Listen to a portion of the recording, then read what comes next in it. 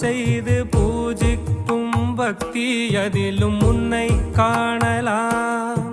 பசி என்று தன் முன் வந்து கையேந்தி கேட்கும் போது தன் உணவை தந்தால் கூட உன்னை காணலாம். உன்னை காண பல கோடி இங்கு வாரி இறைக்கிறார்கள். எளிதாக உன்னை சேர இங்கு யாரு நினைக்கிறார்கள். அலங்காரம் அதில் நீ இல்லை, அகங்கார மனதில் இல்லை.